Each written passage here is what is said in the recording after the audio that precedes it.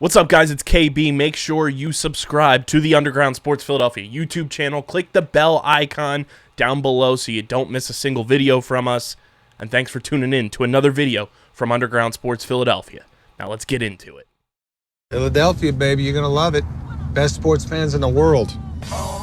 Actually, the worst, but that's what makes them the best. What is going on, OTB Nation? Welcome in to a special edition, still on the episode list. It's episode number 263 of the allegedly award-nominated number 9 NCAA ranked, and of course viewable on YouTube, Outside the Box podcast, the official lacrosse podcast on the Underground Sports Philadelphia Podcast Network. It's KB, it's Deej coming at you. I just got back from the championship series, championship game, and that's what this episode is all about. It's going to be a quick little 25-minute, recap of the championship series for you guys, kind of give you guys the look I got, taking in, the sixes format and everything with the PLL, and just breaking down the entire thing. I got a chance to see our guy, Deej, saw the big dog, Mike Rabel. Saw a whole bunch of the homies. It was nice to see everybody out at the Champ Series.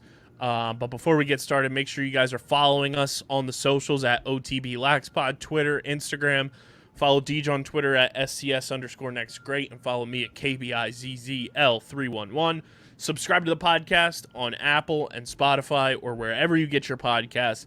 Leave a 5-star rating and review. It does help the show continue to grow. Let's take this thing to the next level. And subscribe to the Underground Sports Philadelphia YouTube channel. That's youtube.com/@UndergroundSportsPhiladelphia. That's where you get full video episodes, live streams. You see our prediction that we got the championship series champion correct. Any video content, it's going on our YouTube channel. So go subscribe, youtube.com/@UndergroundSportsPhiladelphia.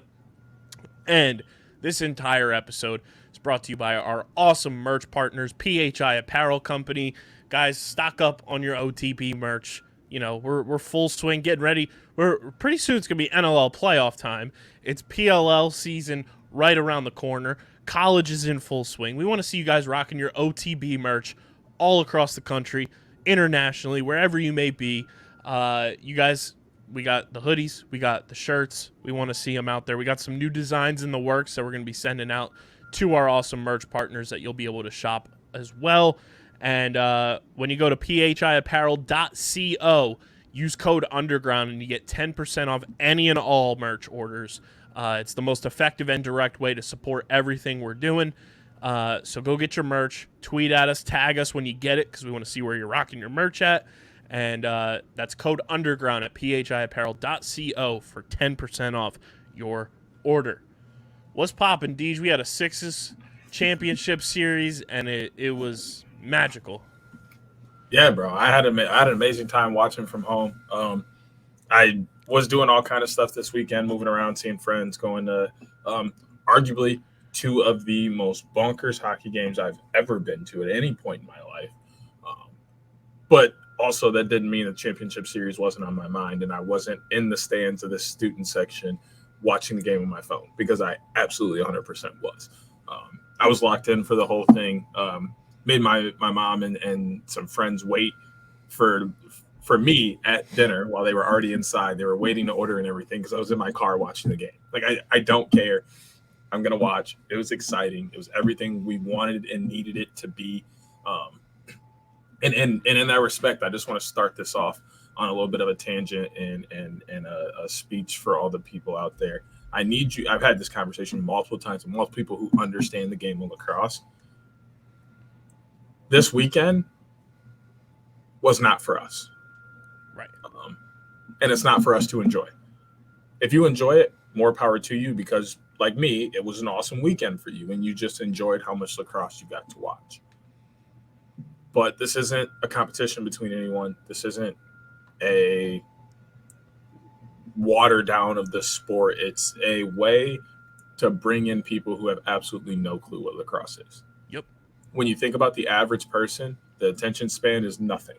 So you have to find a way to draw them in. They like speed. They like physicality. They like scoring. So we gave them all of that in one game. Be happy. Take it for an advantage. draw people in with sixes, and then use box afterward to get them more acclimated. Then show them the traditional field game after. You use this as a tool to gain a lacrosse fan, to use this tool to Draw in the casuals. You use this tool to gain a viewer. Correct. And then you turn them into a lacrosse fan. Yep. We are not trying to better the sport or anything like that. Or even change it. Sixes is totally an idea to gain viewers. Whether it's in the Olympics or the PLL, it is totally to gain viewers and participation. So for those of you saying the IOC, they're doing it just for that, and there aren't going to be other teams competing in sixes that wouldn't compete in the traditional World Games, I guarantee you there's going to be more countries competing in the Olympics in sixes than there would be in a traditional World Championships game. The numbers just make total sense. It's a lot easier to put together 18 with 2 goalies than it is to put together 40 with 3 goalies. Mm-hmm. Just common sense. It's just numbers. So for all of you that have anything to say about sixes, just stop, take a big step back, and then look at the giant picture that is in front of us and what it means for the game of lacrosse.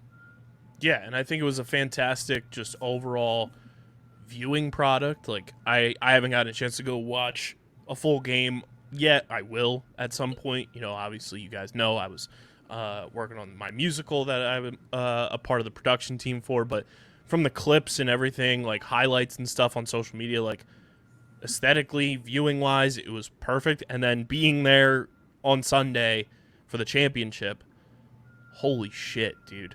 It is like, you think it looks fast on TV, in the blink of an eye it's 6-3. Like, just like that. It's so fast. Like, Liam was taking photos on the sideline where the media section was, and he comes up to me and Keegs, and he goes, "This is even too fast for me." He's like, "I can't keep up." Like, it was unreal. I mean, just watching from home, it was fast.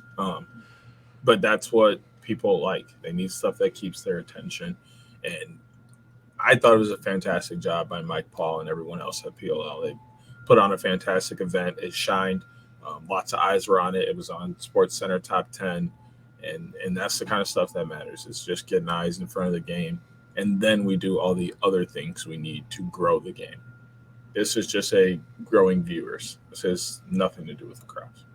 Yeah, and I mean, it's one of those things, too, that we talked about it. Mike came over to the media section. We were just, spitballing takes about, our thoughts on everything. And I was like, we talked about it on the show. It's very Champions League to the Premier League type thing, where it's an exclusive thing that you have to qualify for. And then, we were spitballing ideas, too, like, could the championship series mean something for the following, regular season, where typically now it's just been the previous, where like it's something that he said could get explored. It's the first year, so you have a plethora of options to explore with it. But, think about if you win the championship series, you have an auto playoff bid. I think, there's endless opportunity to continue to integrate what the championship series is into the PLL regular season. And in the press conference after the championship, like, Justin Anderson, Sean Scanoni, and Dylan Malloy were in there, and I asked them, I said, how much do you think this bonding experience that you guys have gotten, because that was something they just, authentically brought up, where it was like they got to spend a week with their best friends and kind of bond and be teammates at a point in time where typically you're not. You're waiting for the summer. I said, how much of that do you think is going to help you guys continue to build this culture that Chrome has been, curating for years now, going into the regular season, and even for the other teams that were able to compete this week, how much of a benefit is that? And they were like, we're going to have bragging rights on the field. We're going to be able to, say we got to spend time with each other. And they even said guys that aren't even playing on the championship series roster, whether they're other obligations in the NLL or retired. Like, Justin Anderson said, Ned Crotty texted him during the week and said, good luck. Like, this is your guys' time to shine. Like, Ned Crotty has no current connection to this Chrome team. He's retired. He doesn't have to do that. But it shows that this means something to the culture that he helped curate, being on Chrome from day one.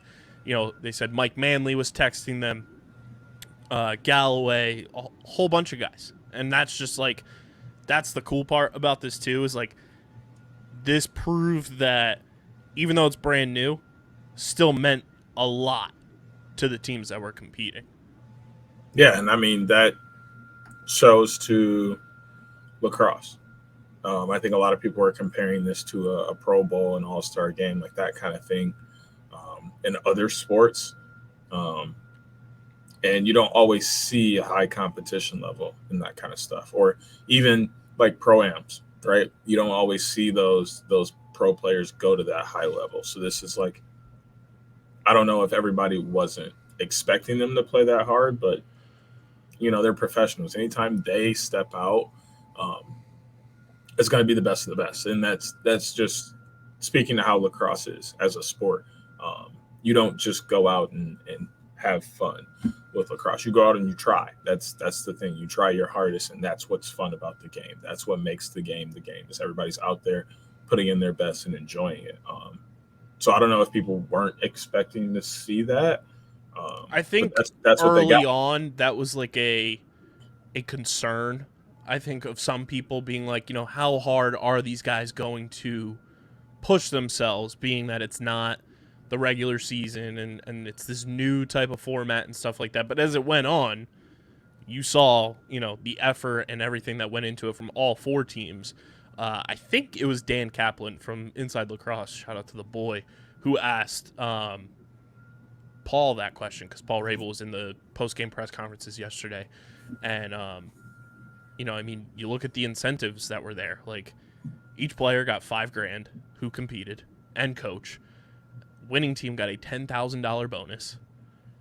Losing team got a $2,500 bonus. Pat Harbison quote tweeted somebody who put that info out there and said, my MLL contract was $5,500. So, there's incentive to play because you're going to get money. And I think that's a huge thing. And, there's a lot that we'll talk about on Friday's episode for you guys, from just the press conferences and dissecting information from the press conferences, because they were quite lengthy, in a good aspect. There's a lot of information divulged. And I think, the championship series is going to be just what you and I said it would be. It would be that exclusive bragging rights type of situation where no matter what, if you win the championship series, that's going to be fuel to your fire to go out and compete the following season. And now that Chrome have won the championship series, they've got a target on their back. Teams are going to step their game up, not only when they play the Water Dogs this year, because they're defending, regular season format of the PLL champions. Chrome are now the most recent, project, for lack of a better term, champions of a PLL entity.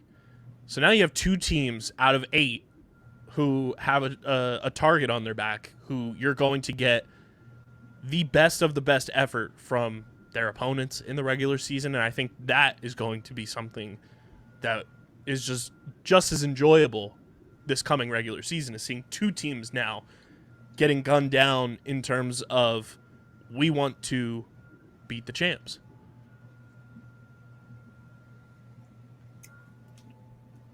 I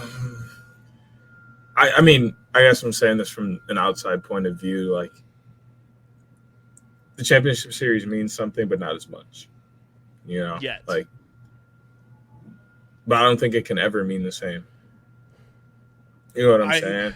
It won't mean right. It won't mean the same as a full season title, but it's one of those things, like how we continue to compare it to Champions League and everything, especially for the 4 teams who didn't qualify for the championship series. I think after seeing the success of this past week, seeing just the competition, the buzz around it, those 4 teams even more so are going to want to elevate their game so they get that invitation and finish in the top 4 That way, not only are they, positioning themselves properly for the postseason in 2023 and getting a chance to compete for a full regular season title, but then it's like, a couple months down the line, we're going to be able to get 12 of the boys back together and go compete for another trophy to put in the trophy case. Hear me out. Champ Series champion plays bottom seed for the first round pick.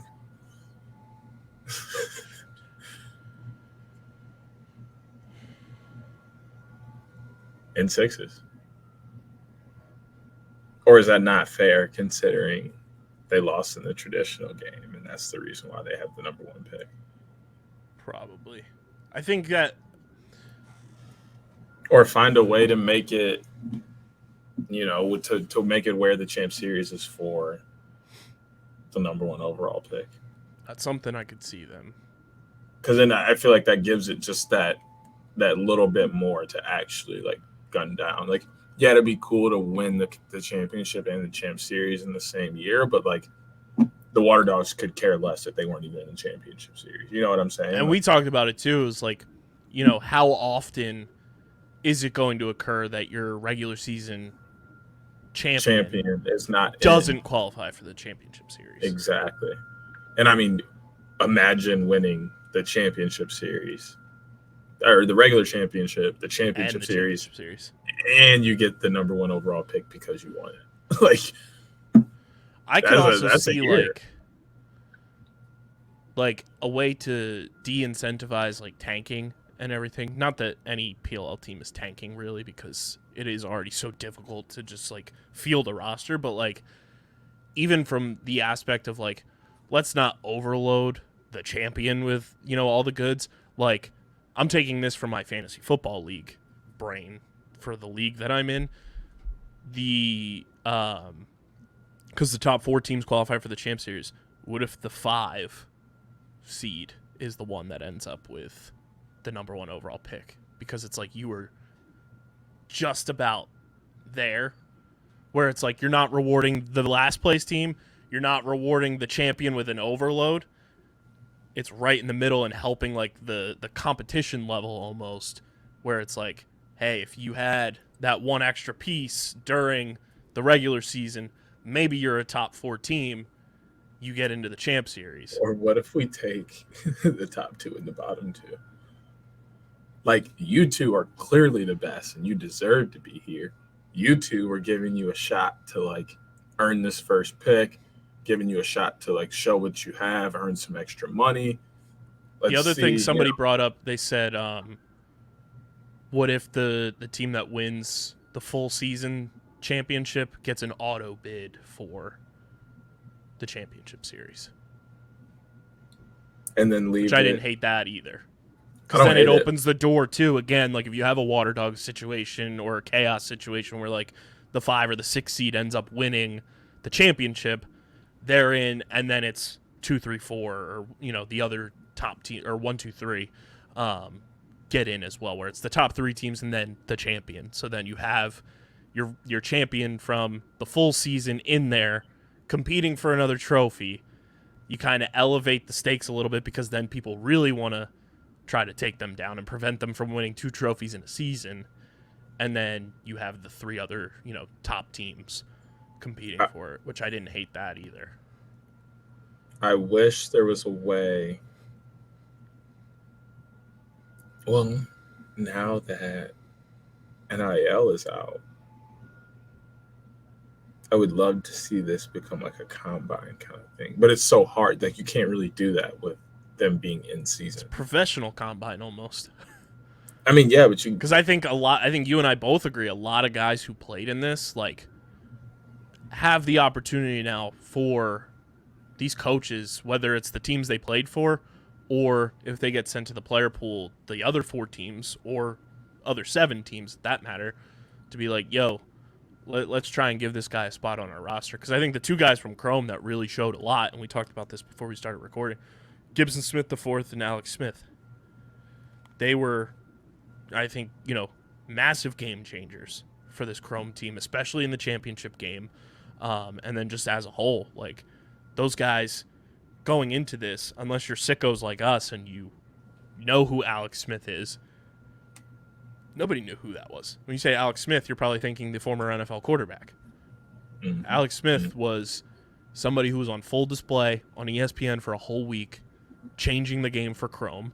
Our boy, Drake Porter, even though didn't play as often as some of the other backup goalies, his face was plastered all over, showing how much of an asset he was to the coaching staff, holding the iPad like it was a teddy bear. Like, that goes a long way, I think, for the backup goalie position in the PLL, and it gives you an opportunity. Like, if you need to have somebody start, like, you and I both agree, Drake Porter can start in this league if, called upon. It's not like he's, out of the realm of being able to compete and play in a PLL game. And I think just a lot of guys who were brought in, from the player pool to play for some of these teams that needed replacement players, they showed that, like, hey, we can go to training camp with a team and fight for a spot. And I think that's a massive piece of this puzzle of the championship series as well. Yeah, I think it's another means to get, obviously, eyes, give guys more time together, but to help these teams out, get some of the guys who aren't playing that should be playing some time, get them on a roster. All that stuff is so important. But I also think the part that's going over a lot of people's heads is how this is being used as a guinea pig for not only just teams, but for the league, right? Mm-hmm. This is the second time in less than a year we've seen the 13-yard arc. You know what I'm saying? So to me, that tells me that after a while, these are not even after a while, these are conversations they're having about regular season. And we know that for a fact. Like Paul said that during the All-Star weekend last year. They want to move the 13, or they want to move the 2-point arc to 13. I love that idea. I think it'll bring more. They're testing 13. I think they're testing 13, honestly, to knock it right in the middle and put it at 14. Like they're trying to get as much data as possible, which Paul said during All-Star weekend in the booth last year. Like they're using the All-Star game to check that. I think they use this as a means to check just like the data and like the success rate of the 2-pointer, which we saw a lot of that, especially from Atlas. I think if they, in the regular season at least, I think if they collect the data and see like where it's at, like I think if they're going to shorten it, it'll be a gradual thing and they'll go down to 14 first if they do change it. This is all speculation for everybody listening. Like we're just spitballing here. You go down to 14 first, see how that works, collect data on that, and then it's like, okay, maybe we can afford to bring it down to 13 because we have the data on 13. Now we have some data on 14, 15. It's almost like a specialty thing where you compare somebody who can rip a 2-pointer successful like rate. It's like somebody who back in the day before Steph Curry existed could shoot the 3. No, because he just pushed the length of the 3 out, not necessarily succession rate. It's still hovering at the same that it's been between 33 and 38%. I'm just saying we're like 3-point shooters were like specialists back in the day. The excitement, I think, is what it is. Now we can't deny 13 is going to be more exciting than 14 or 15. So I think that's kind of what this was showing, and then they're doing that kind of thing. I also think 13 with this made more sense because the field dimensions were smaller as well than the 100-yard regular season field. Yeah, so there's a lot of moving pieces, but I think this is a big, how do we better our product, our main product, by using this side product? Yeah, and I think, Mike told us going into it, they were scared shitless about how it was going to be, how it was going to look, and I think it turned out fantastically. Chrome end up winning in the most exciting game of the entire week. 1-goal game in 6s, back and forth. You had a goalie-dominated quarter coming out of halftime. Dylan Malloy was 3 for 3 from 2. just the unsung heroes. You know, you have guys on both of these rosters that it's like, oh, they're gonna go out and dominate, and then you see some guys that go out there that you weren't expecting, and they go out there and, you know, get the shine and start popping off. In the post-game press conference too, Romar was talking about how he was just exhausted in the championship game. Like, he went out there, left it all. He wins the golden stick, which, if you know Romar, like, he doesn't give two fucks about winning a scoring title, which he said that pretty much. He was like, you know, I don't really care about the scoring title. But he said that his body was just exhausted. He said, you know, running and shooting on the run with my body weight wore on me as the week went on, and he was just beat. And he said that, and he's still getting, you know, 4 yards up off the ground when he's shooting on the run, which is absurd. I think he said, you know, he was doing extra conditioning to get ready for this, and he said it still wasn't enough. Yeah, it's a fast game, and it's when you play that fast, it gets long. Sure, the clock seemed to move fast, and to us, it was very fast, but that's nothing for them.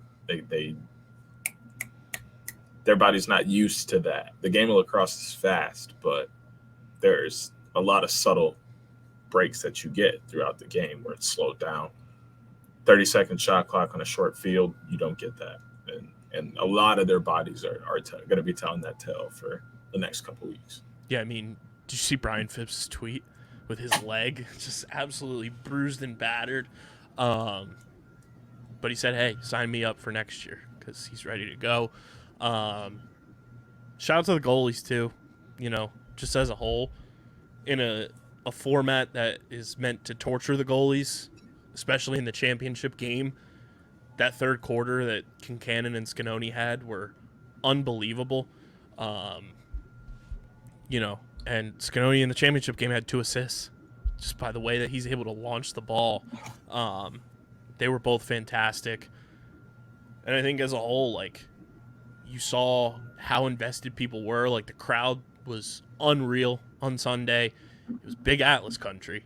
Atlas flags everywhere, jerseys.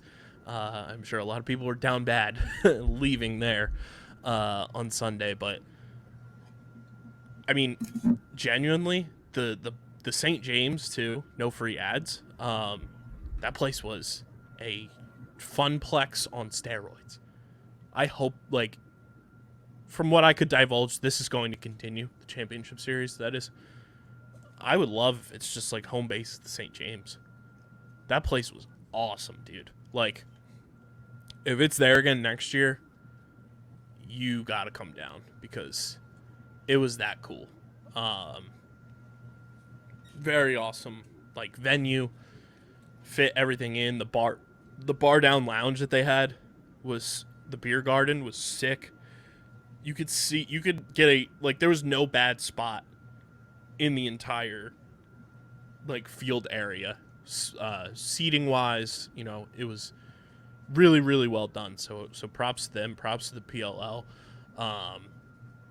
Cromer, and I think the cool part about the championship game too, dude, and I brought this up to Paul and asked him from just a league executive standpoint.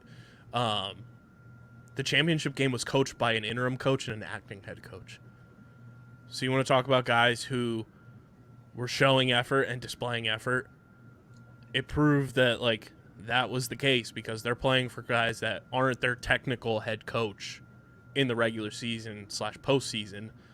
And we tweeted this. We said it on Friday's episode. 110%. I hope Stephen Brooks signed a dotted line before he left Virginia yesterday.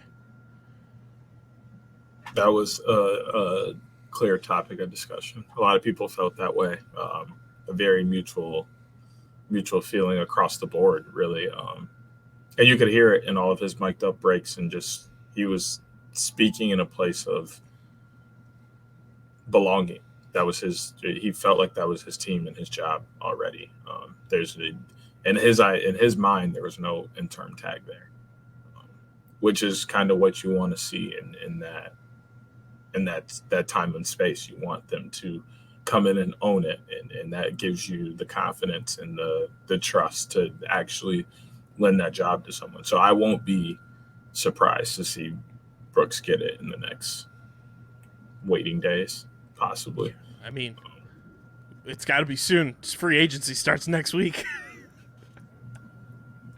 They need somebody. Seriously. They need somebody running the books.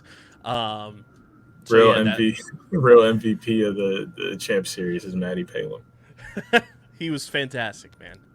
Fantastic. Get out. Go. Hey, Brooksy, it was a foul. Whether it happened before or after, it's a foul. It's a foul. We were close to the sideline too. On the one play that Cole Williams got foul called on him. And Cole's just like, that is such bullshit. That is bullshit. And Palin's like, yeah, see you later, buddy. And it was clearly a foul. It was just one of those that like they weren't really calling it, but then they called it. So that was very funny. But I mean, Chrome battled, man, and we said it on the pod 2 weeks ago. We said they have what it takes from top to bottom, chemistry wise, roster wise, and just skill set wise to win this whole thing. And then we were kind of scratching our heads a little bit when they started 0-2, and Atlas were out there, running rampant. And then Chrome end up beating Whip Snakes. They end up beating Archers in an upset in the seed play. And then they pull the biggest upset, which Scotty Royster said was the biggest upset since the Giants beat the undefeated Patriots in the Super Bowl.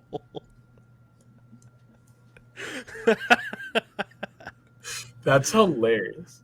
And Chrome win the championship series, and I'm stoked for those guys. Like it's a awesome group of dudes on that Chrome team, and I'm excited to just see where the future of this goes. And I think the banter online, mostly curated by Diggs and the sicko Atlas fans, who are kind of an army of their own, they fall short again, and I view Atlas very much like, from my limited Premier League experience, but I feel like Atlas fans are very similar to like Arsenal fans, and they're just down bad again. And, you get the upset, and it was very cool to kind of just watch everything transpire yesterday in that championship game. And I think the turning point for me was when Dylan Malloy hit the 2-pointer going into halftime.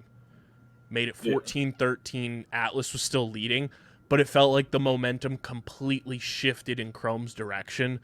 And then it was a massive defensive third quarter, and then it was all about, winning the fourth quarter, which Chrome ended up doing on the stick of Justin Anderson with the game-winning shot. But I think that Dylan Malloy 2-pointer to make it 14-13, still Atlas winning, that was the big game changer. Because Chrome had a 2-pointer disallowed and got turned to a 1-pointer from Logan Wisnauskas. It got reviewed, and it went off the stick of one of the Chrome guys, which I still couldn't see. There was only one replay board, and it was kind of angled, so I couldn't really see too much of whose stick it went off of. They didn't say who it was either, so that was unfortunate. It was like, damn, they just lost a momentum there, and then they got the 2-pointer back, and then it was like, okay, Chrome's still in this. They have Atlas kind of right where they want them. They're only down by 1. That's nothing in this format. You can get that right back, and they end up winning by 1. So kudos to Chrome on a phenomenal championship series win.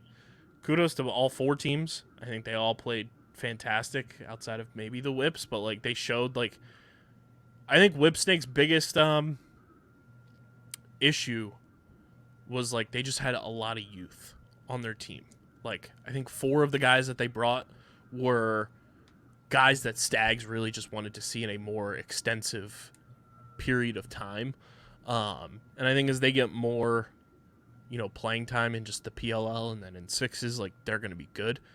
I think just the inexperience there kind of bit them a little bit in the ass.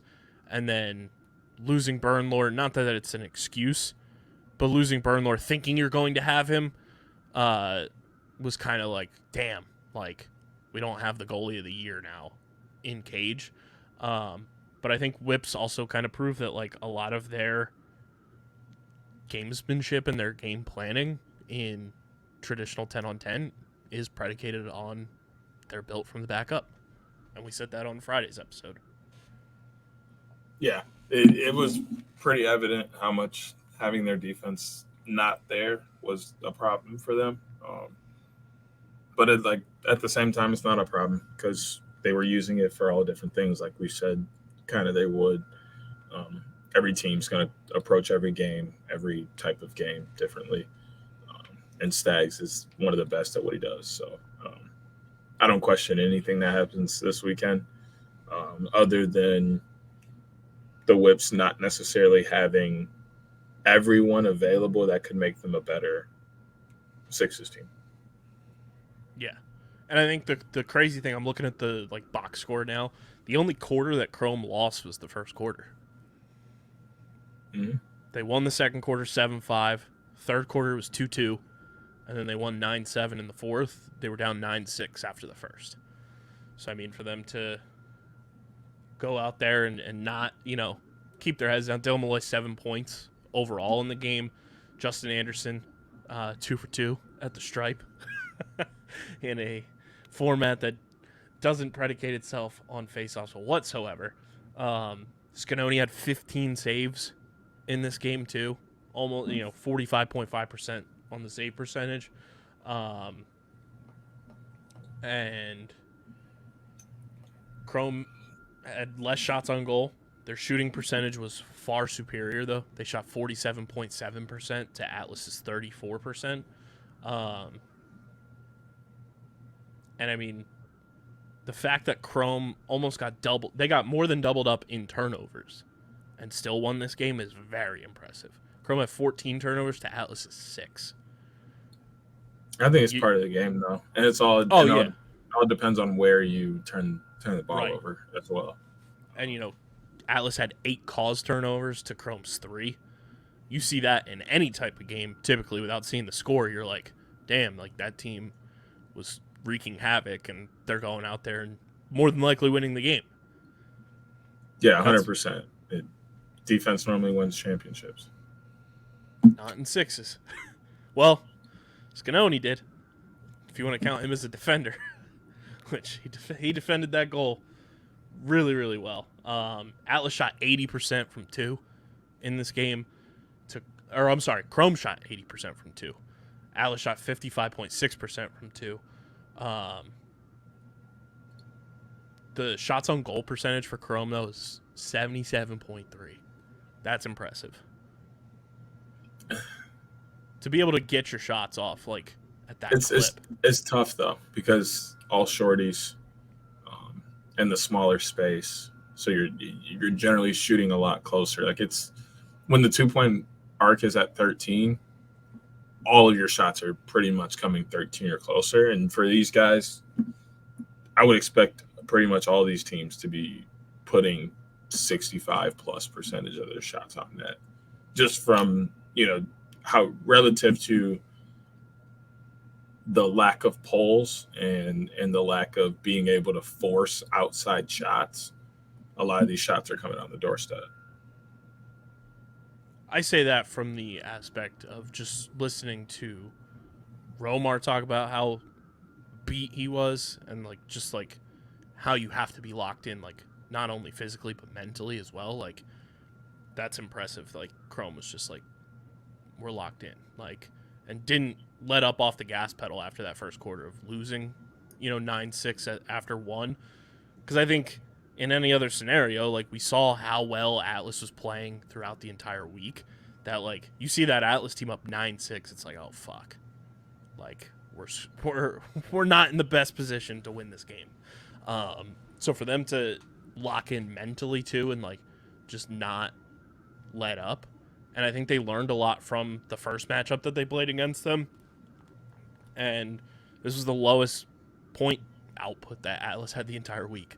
They went 29, 29, 30, and then were held to 23 in the championship. So that's a credit to the coaching staff there from Chrome, and a credit to just the entire team figuring out what they had to do to stop Atlas from really dominating the 2-point line, even though they got their shots when they needed them. Like, and also the boy, Jake Caraway, looked fantastic. Like, if he's not on a roster damn near every week, whether it's with Atlas or another team, there's a problem. The boy still got it. Oh, yeah, of course he still has it, but that's tough to say. I'm almost along that train of thought that a lot of people have with the we'll see with guys who are successful here in sixes, because the games are so different that I kind of have to agree that just because a guy has a good sixes doesn't mean he will have a good summer or that he quote unquote deserves to have a good summer, because the games are so different. Like, I expect Jake Caraway to have a good sixes. He's an attackman playing against all short sticks. Like, I don't necessarily expect success to translate. Well, this is where my brain went, especially after the tweet that said, "Was this the last time we see the bunk bed bros in an Archers uniform?" If they leave the Archers, and I'm Chris Bates, I don't know about you, but I am calling whoever the GM of Atlas is and seeing what the price is for Jake Caraway. I mean, yeah, I'm sure he'll be. He would get the playing time there, because then the space would be open, because you're losing one or two of the best shooters of all time to go to a different team, and then you're looking to replace that. And Caraway, now that the salary cap's going to be implemented, would be significantly cheaper than either of those guys. I'm sure he's going to be shocked. I just don't think success is going to translate. That's my biggest thing with everything is, and that may be a hesitant for some coaches to, take a chance on a guy, because they're like, yeah, you had a good sixes, but what are you going to do in the traditional game when it matters? Like they want a solidified guy. I almost feel like they'll take the chances of a rookie over a guy that isn't playing. Because it's like, if that coach, what isn't working with that coach, and why is it going to work here? Unless it's something like coming from Rubior's gone, coming from the Woods, going to Whipsnakes. Like, they play two totally different games. So I understand how you cannot fit in here but fit in over there. So I think a lot of the playing time too, because it was talked about heavily in Romar's post-game press conference, and he brought it up a lot. He used this as a platform to say, like, I deserve to be in the lineup every single week in the summer. He said it was bullshit that I played like 4 weeks, which I think everybody can agree. Like, we were all saying last summer, where's Romar? Why is he not playing? So I think now that there's going to be a new voice in the locker room there, and kind of shaking things up with Atlas, like, one way or another. I think some of the guys that we didn't see a lot of, and there's more of a justified explanation as to why we didn't see Jake Caraway as much, because they drafted Chris Gray, who was pretty much where Caraway was lining up the year prior when he was drafted with Teat. So, you're going to play Chris Gray, your blue chip rookie, over a guy who Caraway's drafted, second round, I think? Yeah, but Caraway's good enough to find somewhere else to put him. You know what I'm like? That's why I say those questions start to come up, and why coaches will second guess, because if you're this good of a player, why did he choose to not play you over finding somewhere else to play you? Which is going to be that's going to be the thing with the new voice of, like, okay, let's see. Do they keep him? Do they trade him? What's going to be the deal there? But obviously, too, when we talked about Jake Caraway, we talked about, hey, he'd be a great fit with the Redwoods. That was before Marcus Holman and Will Manny free agency rumors were rumbling. And, I think if you're the Archers, you want to get younger.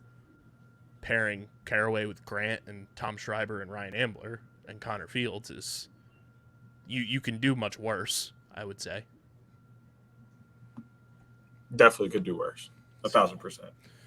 We'll get into that more when free agency comes around, but overall, final thoughts on the championship series. Final thoughts on us getting the prediction correct, Deej. The boys did it. I mean, we the best. We the best. We know what we be talking about. I'll be trying to tell people that all the time. We kind of sort of know what we're talking about. No, ain't no kind of sort of. We got to start walking in confidence. We know what we talking about.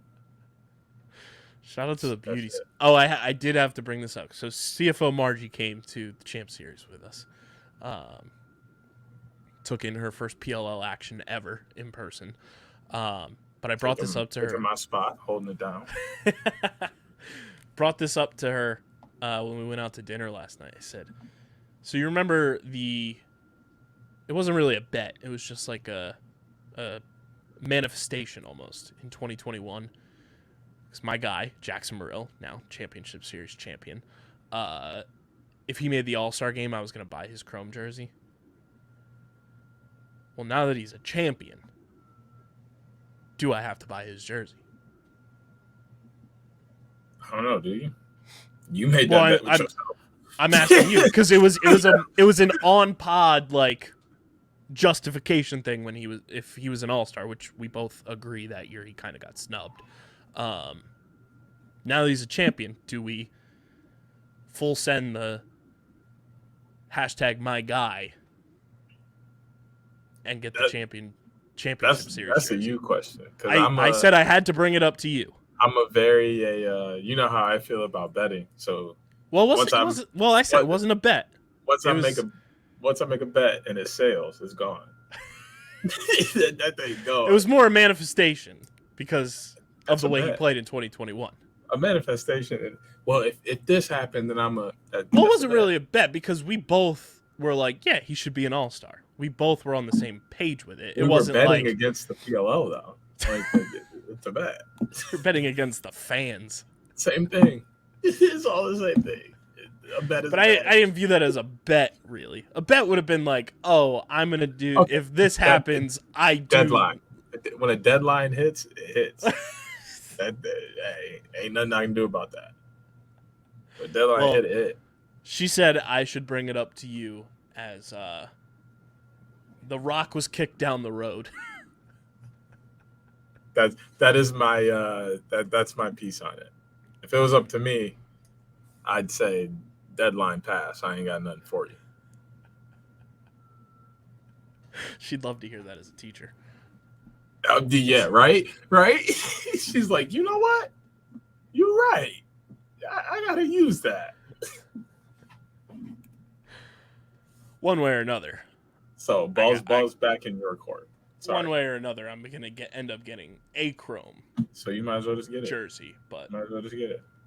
Didn't know if I wanted to fork over the extra $10 to just make it custom. Because I would like to just have the back blank. You for can the do Championship that. Series one. Can't. It makes you pick a player. You should just do it. Just do it. Not Nike. Let's see. Yeah, these are champion brand. No free ads.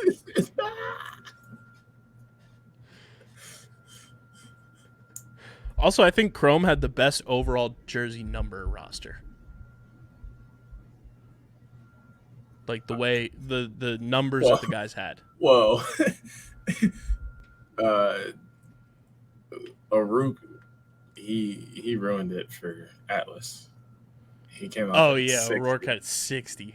Yeah, so I was like, bro, go play for the Albany Firewolves. They have the grossest jersey number roster. Who else had a Chrome had 21, 7, 2, 24, 17, 4, 77, 50, 39, 12, and 14. 39 roast me so wrong. Alex Smith didn't look bad in it though. It's used a lot in lacrosse though, and I just You making fun of the boy now? No, I'm just making fun of the That's number. Squire's number. I know that number is so like. It's just an underused It seems like jersey number as a whole. They got Like, that's stuck not a with, normal jersey number. Seems like they got stuck with 39 and it worked out. And they were like, you know what? Fuck it. We're here. We're here. 39 it is. I think they had the best jersey number roster. I could see that. They look great in person too. Like, both teams' jerseys looked phenomenal. So, shout out to Chrome, the 2023 PLL Championship Series champs. We'll be back on Friday with a full episode for you guys, even though it's pretty damn close to a full episode. But we'll be back. You know, we'll wrap up the champ series. We'll have NLL to discuss and college as well. But make sure you guys are following us at OTB LaxPod, Twitter, Instagram. Follow Deej on Twitter at SCS_NextGreat. Follow me at KBIZZL311. Subscribe to the pod feed, Apple Podcasts, Spotify, wherever you get your podcasts. And subscribe to the Underground Sports Philadelphia YouTube channel, youtube.com/@UndergroundSportsPhiladelphia. We are 12 subscribers away from 400. Let's get there. Shout out to Chrome. They do the damn thing. This has been OTB 263. Had to get the bars in there. But it is the allegedly award-nominated, honorably mentioned, number 9 NCAA ranked, and of course viewable on YouTube, Outside the Box podcast. For Deej, I'm KB. We'll catch you guys later in the week, but until then, we're getting the heck up out of here. Peace. Peace. Bang. That ran a little longer than I thought it was going Same. to. I gotta cut out the basketball fucking district bullshit tonight.